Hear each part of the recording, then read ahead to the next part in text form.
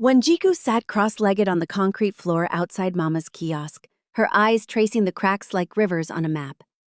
It was mid-morning, and the market behind her buzzed with voices. Women haggling, children crying, boda riders revving, and radios crackling with the latest campaign promises no one believed. Her basket of sukuma wiki sat half full.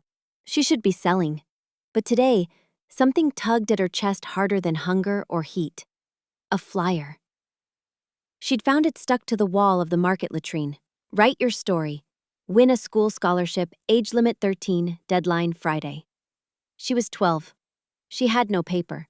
But she had her blue notebook, the one Mama didn't know about. The one where Wanjiku wrote things no one else seemed to care about. That evening, while Mama boiled maize and muttered about the landlord, Wanjiku crouched behind their one-room mabati house with a pencil shaved down to its last breath.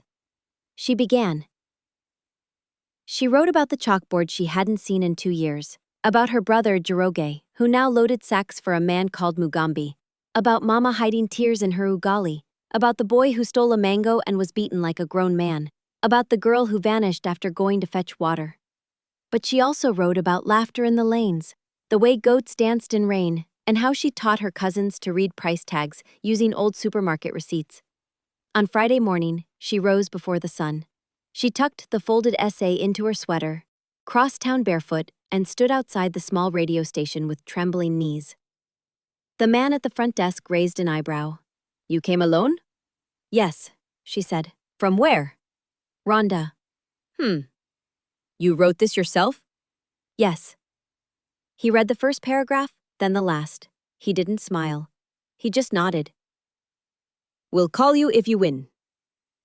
2 weeks passed. Nothing came. Mama never found out. She wouldn't understand, Wanjiku thought. She'd say, "Dreams don't buy flour," and she'd be right. But then something happened. One afternoon, as she walked past the kiosk, she heard a familiar sentence, coming from someone's radio. Her heart dropped. The vendor turned it up. The announcer continued, "Today, on Voice of the Children, we feature an entry that didn't win, but made our editors cry. Here's her story." Wanjiku stood frozen in the dirt, her face burning, her hands shaking. She didn't win. But her words were heard. That night, the neighbors asked if she could teach their kids the alphabet. The kiosk mama offered old newspapers. A street boy gave her a half-broken pen. She smiled sitting under the jacaranda tree. It wasn't a classroom, but it was something.